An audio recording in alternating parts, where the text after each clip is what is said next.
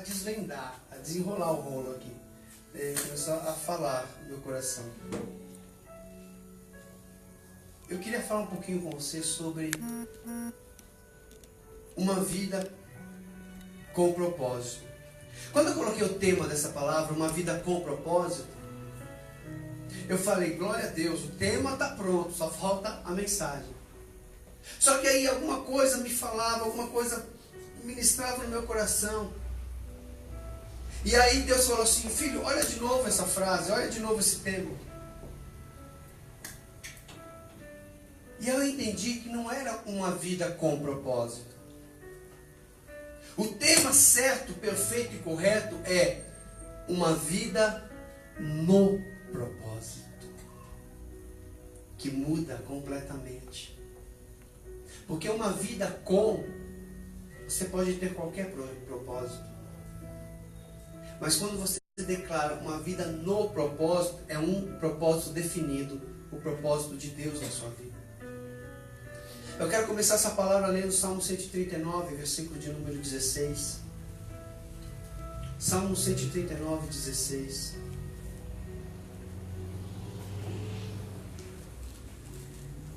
Louvado seja o teu nome, Pai.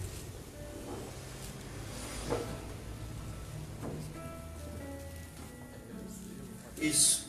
Quem achou, leia para mim. Salmo 139, 16. Os teus olhos viram o meu corpo ainda informe, e no teu livro todas estas coisas foram escritas, as quais iam sendo dia a dia formadas, quando nem ainda uma delas havia. Está entendendo? Está dizendo assim, olha, todos os meus dias já foram escritos no livro. Todos os meus dias foram escritos antes que eu ainda havia sido formado, antes do meu nascimento, antes do meu pai e minha mãe me conceberem. Deus já tinha formado ou escrito um livro, um projeto, um propósito para mim, para a sua, para as nossas vidas. Eu quero que isso fique muito claro na tua vida. O propósito de Deus já está pronto para você. Os planos de Deus na sua vida já está escrito, já está preparado.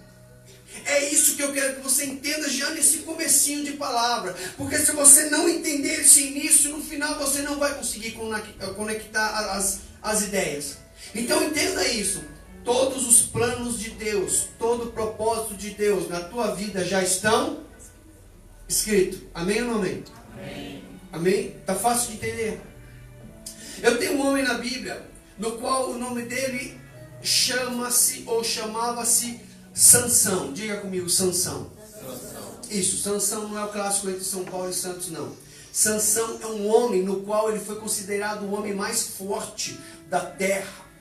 Para você ter uma ideia, ele conseguiu arrancar um portão, se eu não me engano, da cidade de Gaza, né? Um portão que pesava pelo menos 40 toneladas. Ele arrancou e conseguiu levar em cima de um monte que tinha uma distância de uns 60 quilômetros. Um homem hiper, super, mega blaster forte, muito forte. E esse homem aqui, Deus, interessante que quando Deus resolveu dar vida a ele, um propósito já estava pronto para ele. É isso que eu quero que você entenda. Quando você nasceu, Deus não foi escolher um projeto para você. É o contrário. Quando você nasceu, você já nasceu para cumprir um propósito. Amém? Amém. Amém. Glória a Deus. Igreja inteligente fica mais fácil de pregar. Deus falou assim para a mãe para Manoá, pai de Abraão, de Sansão e a esposa. Falou assim, olha, você vai dar à luz a um filho, ela era estéril. Você vai dar à luz a um filho, e esse filho vai trazer libertação dos filisteus. O povo será liberto através da vida desse filho. Então, queridos, quando Sansão nasceu, o propósito de Deus já estava escrito. Vou exemplificar.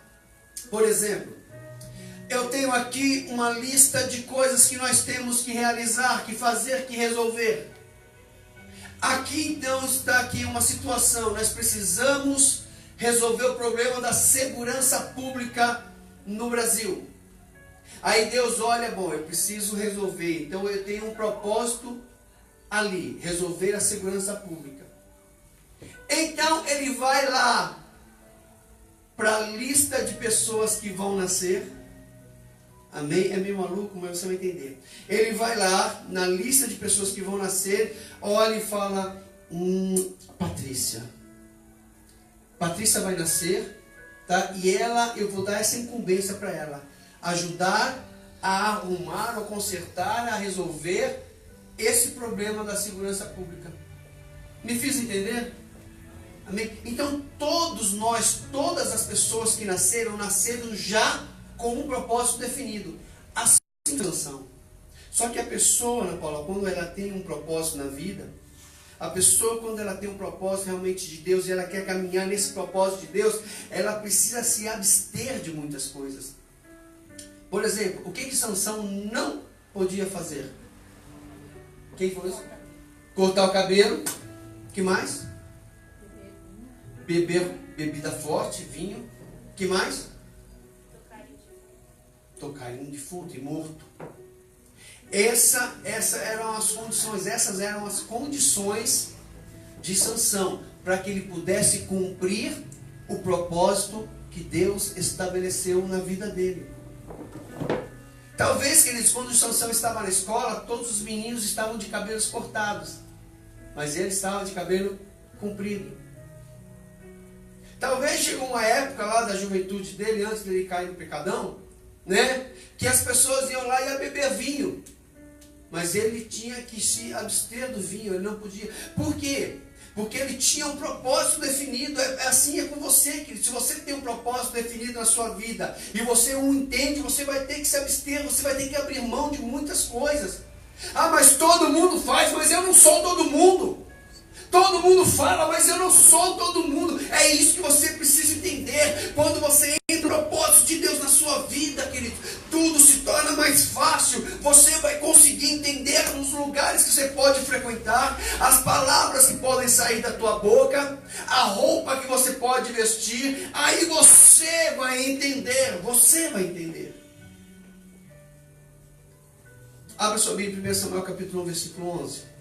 Nós temos esse voto também, é um voto de Nazireu. O voto de Nazireu é uma pessoa que ela não pode tocar em morto, não pode cortar o cabelo e ela não pode tomar bebida forte. Lá em 1 Samuel 1,11, fala de um mancebo, que ele também tinha esse voto. Achou? Quem achou, liga não. Lê para mim. Fez um voto dizendo: ó Senhor dos Exércitos, se tu deres atenção à humilhação de tua serva, te lembrares de mim e não te esqueceres de tua serva, mas lhe deres um filho, então eu o dedicarei ao Senhor por todos os dias de sua vida, e o seu cabelo e a sua barba nunca serão cortados. Ana fez um voto de Nazireu com Samuel. Foi um voto de Nazireu, né? Ali fala da barba e fala do cabelo, mas na verdade ele ampliou esse voto. E eu entendo também, querido, que Samuel, ele foi realmente, como que chama os adolescentes, as crianças que sofrem na escola? Bullying. É bullying que fala? Eu creio que Samuel sofreu bullying. Eu creio. Talvez, queridos, eu não sei se você percebeu, o adolescente, quando ele vai entrando na adolescência, principalmente o homem, a primeira coisa que vai nascendo é o bigodinho. Você já viu? Bigodinho nascer. O Fabrício já está com bigodinho? Já está com bigodinho, né? E vai, querido, eu lembro quando eu entrei na adolescência que ninguém tocava no meu bigode. Sabe aquele bigode de futebol de salão? Né? 5 de cada lado. Era mais ou menos isso. Né? Era 5 fiozinhos de um lado, 5 do outro. Mas ninguém tocava. Mas foi se passando o tempo, ficou ridículo. Né? Parecia aquele Dom Juan, né? Aquele rapaz de bigode aqui, ficou muito... Comigo não serviu. Talvez você sim, você que usa bigode. Não sei se tem alguém que gosta. Né? Mas para Samuel, talvez, queridos, ele começou a deixar a barba crescer, o cabelo crescer, e as pessoas começaram a falar um monte. Ô Samuel, deixa de ser ridículo. Estou falando Samuel da Bíblia. Ô Samuel, deixa de ser ridículo, corta esse cabelo, tá feio demais, cara. Meu, e essa barba aí, olha que coisa horrível, olha o tamanho da barba, desse tamanho, quando você espirra, ela deve ficar cheia de meleca. Então eu creio que Samuel, que ele sofreu algumas situações terríveis. Mas ele tinha um propósito definido. Querido, por que eu estou falando isso? Porque eu sei que na tua caminhada você já sofreu, ou está sofrendo, ou sofrerá pessoas cobrando coisas de você, porque você se definiu, porque você se decidiu. A Bíblia diz assim: andarão dois juntos se não estiverem de acordo? Não. A Bíblia diz assim, queridos, que as companhias ruins te trazem péssimos hábitos. Então eu preciso entender que se eu quero seguir o propósito no qual Deus definiu na minha vida, eu preciso realmente renunciar coisas e reivindicar ou alcançar outras. Então não se envergonhe, queridos. Não se envergonhe, queridos, graças a Deus. Sabe, no exército, quando eu servi exército, nas empresas onde eu passei, eu tinha definido: eu sou evangélico, sou cristão, sou. Acabou, fim de papo. Tiravam barato? Sem dúvida. Apelidos? Vários. Mas eu estava ali, centrado. Então, querido, em nome de Jesus, entenda isso. Deus definiu um propósito na tua vida. Tudo já foi escrito. Já foi escrito. A tua vida toda. E você precisa entender que você precisa ter prazer. Abre sua Bíblia em João capítulo 4, versículo 31. Você precisa ter prazer em cumprir o propósito que Deus estabeleceu na tua vida. Se você não tiver esse prazer, querido, desculpa, você vai fazer com peso as coisas. Lá em João 4, versículo 31, a história diz: Jesus passa por Samaria, os discípulos vão comprar comida, ele fica com uma mulher samaritana, e ele começa a dialogar com essa mulher, né? E quando os discípulos chegam, olham ele conversando com a mulher. Primeiro, judeu não conversava com mulher. Segundo, principalmente samaritana, porque samaritano era amaldiçoado, não podia chegar perto. Então quando os discípulos olham Jesus conversando com a mulher samaritana, eles tomam um choque. Ele fala: rapaz, o que Jesus deu na terra dele? Não é possível, ele está conversando com uma mulher samaritana. E aí eles chegam em Jesus e oferecem comida. Lê para mim o 31. E, entretanto, os seus discípulos lhe rogaram, dizendo: Rabi, come. Os discípulos chegaram até Jesus e falaram assim: Jesus, come alguma coisa. Olha, a gente foi comprar comida para o senhor comer. Aí no 32, se eu não me engano, ele fala o quê? Porém, ele lhes disse: uma comida tenho para comer que vós não conheceis. Você está entendendo? Eu já me alimentei, eu já me abasteci de uma comida no qual me dá prazer, no qual me satisfaz, que é cumprir o propósito de Deus na minha vida. Se você, querido, não tiver prazer no propósito de Deus na sua vida, vai se tornar um peso. E vou falar outra coisa: você pode estar no propósito errado. Porque a Bíblia diz, Jesus está dizendo: olha, o meu prazer, a minha alegria é fazer a vontade do meu Pai. É isso que nós precisamos entender. O propósito de Deus nas nossas vidas, que eles abrem sua Bíblia na Eclesiastes capítulo 8, versículo 6. O propósito de Deus nas nossas vidas, queridos, é um propósito definido. É um propósito no qual Jesus, Deus, já preparou para a tua vida. Agora você precisa entender esse propósito. Porque senão, querido, você vai se machucar, você vai enjoar, você vai ficar enfadado e você vai falar: eu não quero mais saber disso. Eclesiastes 8:6, quem achou? Porquanto há uma hora certa e também uma maneira certa de agir para cada situação. O sofrimento de um homem, no entanto, pesa muito sobre ele. Não. Alguém tem outra versão? Porque para todo propósito há tempo e juízo, porquanto a miséria do homem pesa sobre ele. Isso. Eu quero essa palavra, propósito. Eclesiastes 8:6 diz assim: porque para todo propósito existe um tempo e um modo. Um tempo e um modo. Se você fizer no tempo errado, você se machuca. Mas se você fizer no tempo certo, de forma errada, você também se machuca. Agora eu quero entrar na pregação. Abra sua Bíblia, Atos capítulo 7.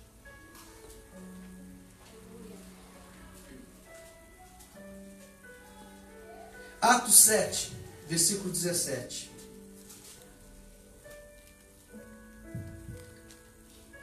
Diz assim. Atos 7.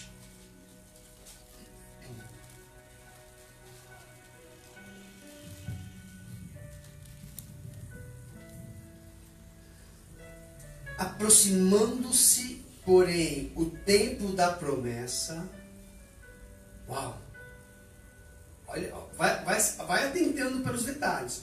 Aproximando-se o tempo em que Deus iria cumprir a promessa que ele o faria, o que ele tinha feito para Abraão. Querido, eu acho que o que mais nós queremos é isso, né? Senhor, cumpra as promessas que o Senhor fez na minha vida. Cumpra, Senhor, cumpra as promessas. Quantos tem promessa aqui? Você tem promessa de Deus? Tem. O que mais nós queremos é isso, Miguel. É que Deus cumpra as promessas. Aqui no livro de Atos capítulo 7, versículo 17, está dizendo assim: e chegando o tempo no qual Deus iria cumprir a promessa que foi feita a Abraão. Aproximando-se, porém, o tempo da promessa que Deus tinha feito a Abraão, o povo cresceu e se multiplicou no Egito. Até que se levantou outro rei que não conhecia José. Esse, usado de astúcia contra nossa linhagem, maltratou nossos pais, ao ponto de os fazer enjeitar as suas crianças, para que não se multiplicassem. Neste tempo, nasceu Moisés. Deixa a sua Bíblia aberta aí. Você entendeu tudo que eu falei? No tempo em que o povo estava sendo afligido, Jéssica, no tempo em que o povo estava sendo escravizado, machucado, explorado, naquele tempo nasceu Moisés. O propósito já existia, só faltava alguém para cumprir. Porque foi num tempo de luta, dificuldade, que Deus decidiu: eu preciso libertar esse povo. Quem eu vou escolher? Alguém que já está vivo? Não, eu vou fazer nascer um. Assim foi na sua vida. Deus olhou para uma situação e falou assim: eu preciso fazer a Palomares nascer.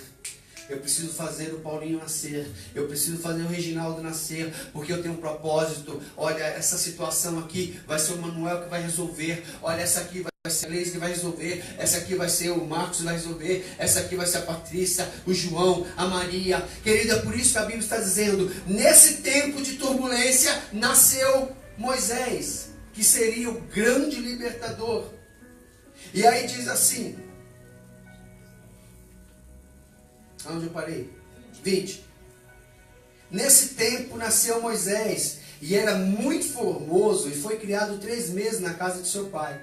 E sendo enjeitado, tomou a filha de Faraó, e o criou como seu filho dentro do palácio. E Moisés foi instruído em toda a ciência dos egípcios, e era poderoso em suas palavras e obras.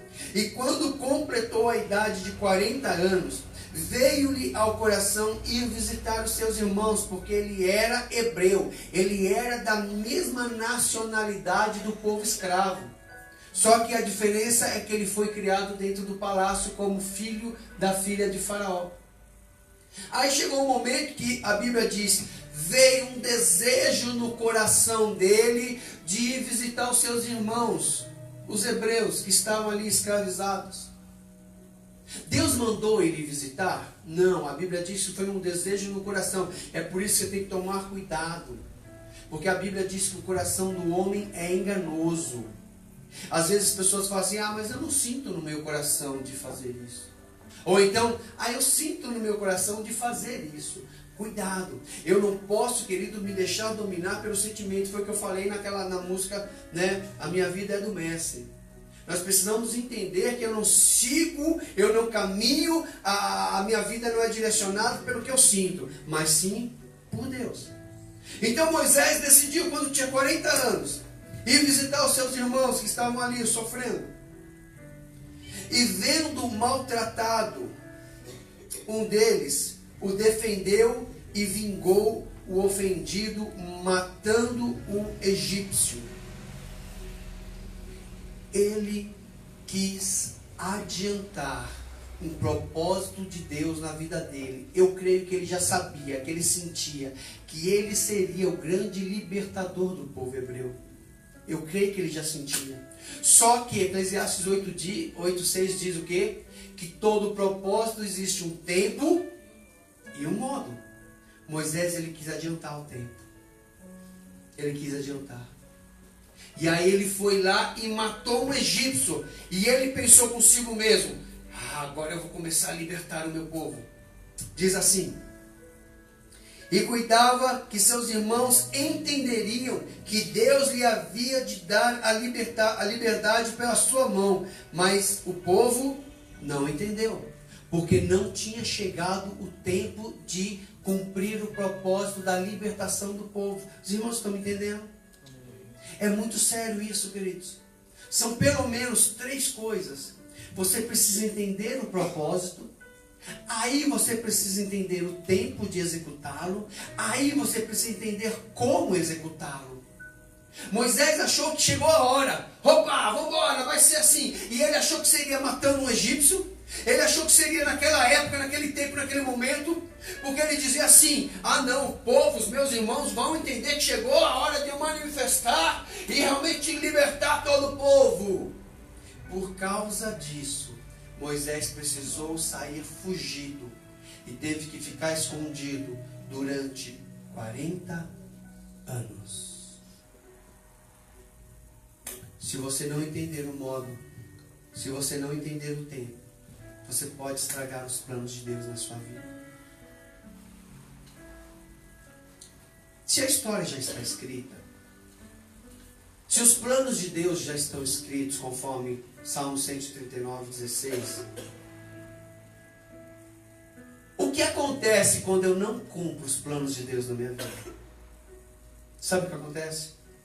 Eu acabo escrevendo uma outra história por cima da história.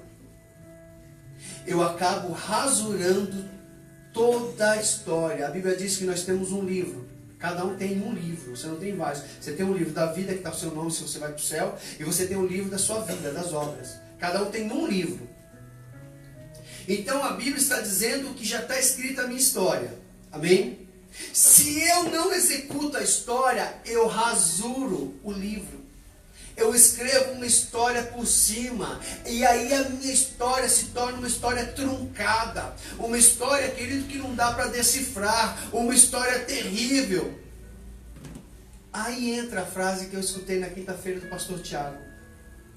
Ele disse essa frase assim: uma nova história que Deus quer escrever na sua vida, Ele não vai usar um papel, ou melhor, Ele não vai usar uma caneta. Ele vai usar uma borracha. Conseguiu entender? A nova história que Deus quer escrever na tua vida, Ele não usa caneta, Ele usa borracha. Para poder apagar as coisas sujas, erradas, que eu fiz. Então quando nós cantamos uma nova história Deus tem, para mim não significa que é uma história nova de Deus. É uma história nova porque eu estou vivendo uma história escrita por mim. E eu preciso viver a história escrita por Deus. Eu quero que nessa noite você possa entender que Deus tem um propósito, Deus tem uma chamada para você, Deus tem uma missão na tua vida. E se você não cumprir, querido, você vai cumprir uma missão errônea, errada, e você vai acabar estragando tudo. Moisés, querido, ele tinha tudo para fazer tudo certo, ele quis antecipar, ele quis fazer do jeito dele, deu tudo errado, deu tudo errado. Então eu quero que nessa noite você possa, em nome de Jesus, entender o que Deus está mandando você fazer. O que Deus está falando assim: olha filho, faz assim, faz assado. Qual é o teu chamado? Qual é o propósito de Deus na sua vida? Porque naquele grande dia Ele vai pegar o livro e Ele vai olhar para você e falou assim: não era para você ser pastor, era para você ser empresário. Lembra que eu falei isso? não era para você ser empresário, era para você ser um médico. Não era para você ser médico, era para você ser um varredor de rua. Porque entenda, queridos, a questão não é o que eu serei, a questão é o que Deus quer que eu seja. Por isso o propósito de Deus, ele não vem. O propósito de Deus nasce quando você nasce. Porque você acordou, o propósito ele já está pronto para você, você precisa executar. Deus te chamou para quê? Para quê que Deus te chamou? Romanos capítulo 8, versículo 28 diz: todas as coisas cooperam para o bem daqueles que amam a Deus, aqueles que são chamados segundo o seu propósito. Então, querido, tem 2 pontos aqui nesse versículo e já vou encerrar. Primeiro ponto: as coisas só vão cooperar na sua vida. Primeira coisa, se você amar a Deus. Se você não amar a Deus, desculpa. Para de usar essa frase que não dá certo para você não. Não dá certo para você. Porque para que as coisas cooperem, você precisa amar a Deus sobre todas as coisas. E amar, querido, 1 Coríntios 13, o amor é paciente, o amor é sofredor, o amor abre mão de tudo, o amor tudo suporta. Então, se você ama verdadeiramente a Deus, querido, para de fazer isso que você sabe que Deus não agrada. Larga essa prática. Se você ama a Deus de verdade, muda de vida. Se você quer que tudo coopere na tua vida, tudo. Segundo ponto, você precisa estar dentro do propósito de Deus. Vou te dar um exemplo. Se você pudesse hoje, você tivesse o poder sobrenatural, financeiro, seja o que for, o poder de mudar uma única coisa que você sabe que está errada, na casa, na rua, no bairro, na cidade, no estado, no país, na nação, no mundo. Se você pudesse mudar uma única coisa para resolver, o que você mudaria?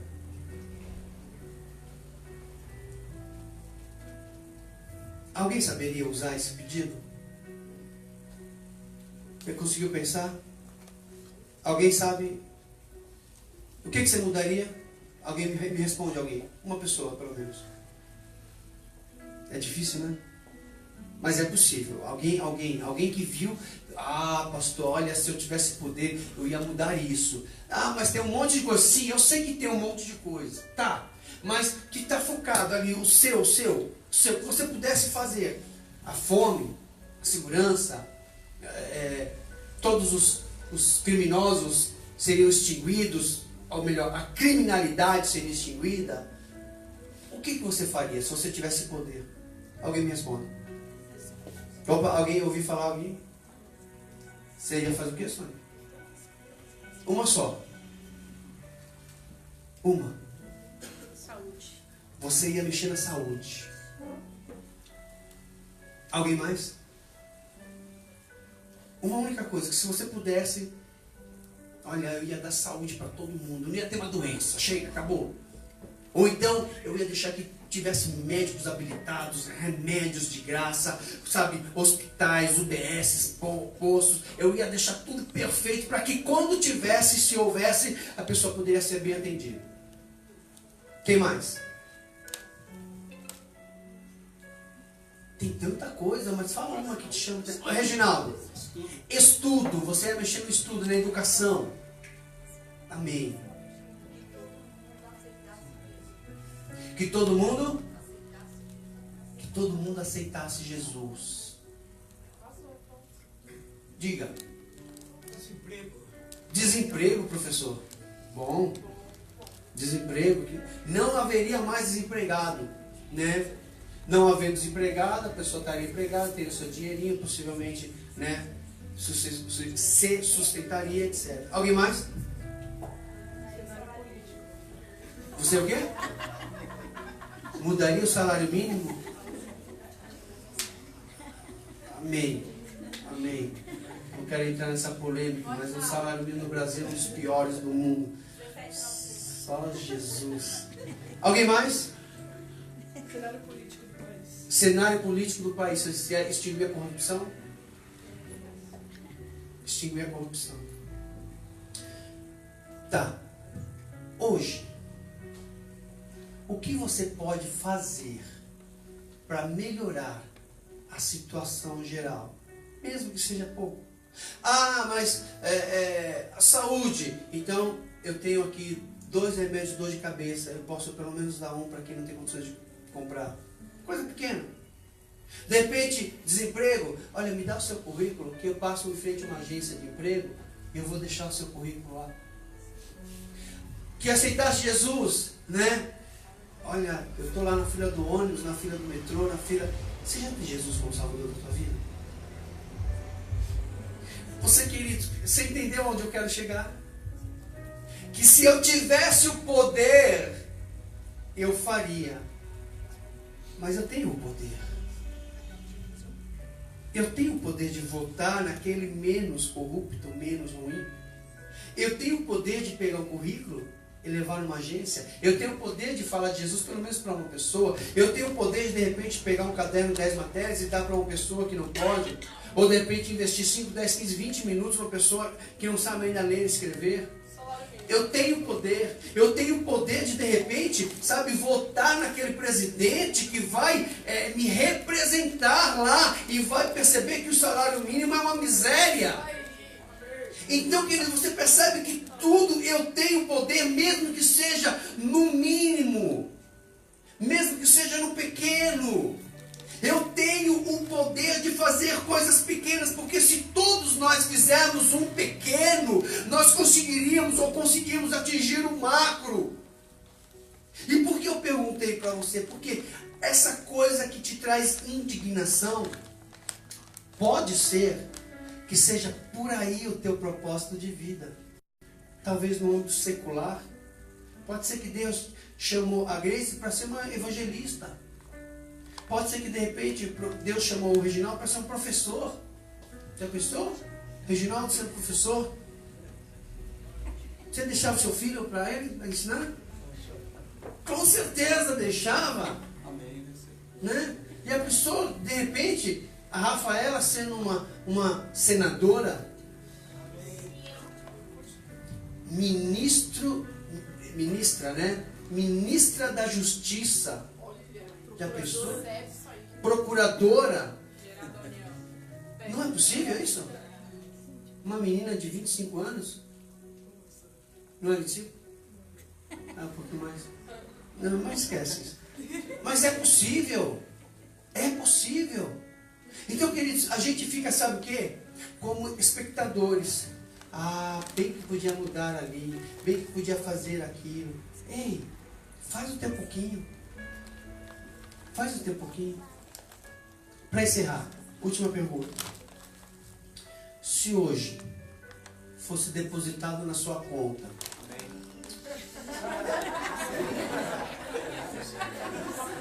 se hoje, entenda, tem um propósito nessa pergunta, não se antecipe. Se hoje fosse depositado ou levado em dinheiro, dinheiro é muita coisa, tem que ser um caminhão. 30 milhões de reais. Ô, Glória! Ah, eu compraria um salão para resgate. Se você hoje recebesse 30 milhões de reais, Eu comprava um carro para você. eu recebo esse cara. Posso escolher? Ana Paula, o que você faria se você hoje tivesse 30 milhões de reais? Deu para pensar rapidamente? O que você faria? Na verdade, eu pretendo estudar, ganhar muita grana e ajudar todo mundo. Tipo, acabar com o frio de tudo. Você com 30 milhões, peraí, 30 milhões você não precisava ganhar mais grana, você já tinha 30 milhões. Então você poderia ajudar, você ajudaria pessoas. Acredito que eu consigo. Você ajudaria as pessoas Acabar com a fome e com o frio. com 30 milhões. Claudete, o que você faria com 30 milhões? Ia passear, viajar. Eduardo, o que você faria com 30 milhões? Eu ensinaria muita gente a conseguir, pelo menos, manter-se socialmente, financeiramente, educando. Porque dar é fácil. O difícil é você fazer com que aqueles que receberam utilizem da maneira correta. O peixe e a vara. Isso é louco, hein? Eu não vou dar o peixe, eu vou ensinar a pescar. Pode me doar. Amém. Alguém mais? Eduardo 2. O que você faria com 30 milhões? A pessoa fica constrangida depois de uma resposta dessa. A pessoa fala, e agora? Eu vou falar o quê? Né? Já falou por mim lá. O Wellington, pensador. O que você faria com 30 milhões? Isso que é o pensador. Tá pensando aí. Você faria o quê, Miguel? Eu ia duplicar, assim, ia entrar no ilimitado. Você ia conseguir investir de forma que você conseguiria duplicar esses 30 para 60, para 90, para 120, para 500. Era para fazer tudo que eu queria. Tudo que todo mundo queria. Isso, deixa eu aproveitar esse tudo que eu queria. O que engloba esse tudo que eu queria? Eu ia fazer o propósito de Deus. Propósito de Deus. Que é para minha vida. Eu já sei. Você já sabe o propósito de Deus. Deixa eu falar uma coisa para você. Se o dinheiro chega na tua mão e você muda completamente o propósito da sua vida, é porque você não entendeu nada do propósito da sua vida. O dinheiro não muda propósito, o dinheiro potencializa propósito. Então, eu quero ensinar as pessoas. Então o dinheiro, ele não vai me mudar. Ah, eu queria ensinar, agora eu quero mais. Que cada um morra burro, eu vou curtir. Não. Eu vou pegar o propósito que eu já tenho e potencializar com o dinheiro que eu vou ganhar. Eu vou pegar o dinheiro que eu recebi e vou potencializar para poder ser um dia uma procuradora da República. Eu vou pegar o dinheiro e eu vou especializar em ser um PhD para poder ensinar pessoas. Eu vou pegar... Você entendeu? O dinheiro não pode mudar o teu ponto de vista, o teu propósito. O dinheiro ele tem que potencializar. É aí que nós erramos. Porque se no mínimo eu não faço, quando tiver dinheiro eu mudo de vida.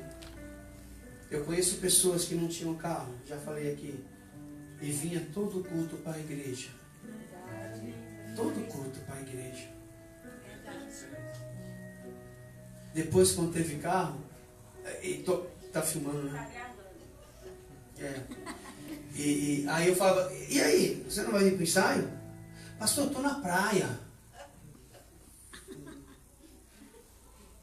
Tá bom, põe fundo para mim que fala. Você percebe, queridos? É por isso que tem um ditado que diz assim, Deus não dá asa. Mas eu quero crer, querido, em nome de Jesus. Eu quero profetizar na tua vida, você vai ganhar muito dinheiro. Mas o dinheiro não vai ser o seu Senhor. Eu não sou aquele pastor que prega, sabe, aquele franciscaísmo, né? Miséria, ninguém pode. Não, você tem que ter dinheiro sim, você tem que ser realmente abastado, sabe, tem que ter uma vida boa financeiramente, tem que crescer mesmo, tem que ganhar 5, 20, 50, 100 mil reais, sim, mas você não pode mudar o propósito de Deus na sua vida por causa do dinheiro. Se você for fiel no pouco, você permanece sendo no muito. Se você hoje ganha 2 mil reais, ele é fiel. Quando você tiver 200 mil reais ganhando, você permanecerá fiel. Porque entenda isso, o dinheiro não muda propósito, o dinheiro apenas potencializa. Eu quero que você nessa noite entenda isso. Deus chamou você para um propósito e você precisa executá-lo. E você não precisa, querido, de coisas extrabólicas, extraordinárias para fazer. Faça. Quando Deus chamou Noé para construir a arca, ele não tinha como contratar uma empreiteira de construção de navio. Ele foi lá e fez. Deus, ele providencia os recursos que você precisa. Apenas vá lá e ponha o pé, que as coisas acontecem. Você quer ser um procurador da justiça? Estuda, caminha, vai para cima. Eu conheço pessoas, queridos, que eram médicos, que se tornaram médicos. E eu conversando com 2 anos atrás, ele falou assim, olha, eu virava à noite estudando, porque eu tinha um objetivo, ser médico. Então, queridos, se você quer ser alguém grande, você precisa pagar um preço grande. De repente Deus te chamou para ser um médico, você está aí, ó, como enfermeira ainda. De repente Deus te chamou como enfermeira, você ainda está como recepcionista. De repente Deus te chamou como recepcionista e você está querendo ser médico. Entenda, queridos. Você precisa entender o que Deus te chamou. Deus chamou você para fazer algo sobrenatural, tremendo. Ele quer usar você. O problema é que a gente ainda não consegue enxergar isso. Essa noite eu quero que os teus olhos realmente possam enxergar o que Deus tem para você. Para que você comece a trabalhar em cima do propósito dele na sua vida. Amém? Amém. Uma vida no propósito é o que Deus tem para você. Em nome de Jesus. Feche seus olhos. Pai, obrigado, Senhor. Obrigado por essa palavra, Pai. Todos nós temos um propósito, Senhor. Todos nós, Pai amado, fomos criados, Pai amado, para desempenhar, para executar, Pai amado, com uma missão, Pai amado. Todos nós temos algo para fazer. O problema, Senhor amado, é que nós muitas vezes estamos aguardando acontecer alguma coisa para que eu possa me mexer. Não! Eu preciso apenas falar, Senhor, eis-me aqui. É para falar do teu amor para essa pessoa, eu vou falar. É para dar um caderno para aquele, eu vou dar. Ah, é para ajudar dessa forma com uma cesta básica, eu vou ajudar. Ah, é para sustentar a obra de Deus, eu vou sustentar. Ah, é para dar 2 vezes o dízimo que eu dou, eu vou dar. Pai, em nome de Jesus, nós possamos entender o nosso chamado, Pai. Porque quando nós desempenhamos o nosso chamado, oh Deus, o sobrenatural acontece, Pai.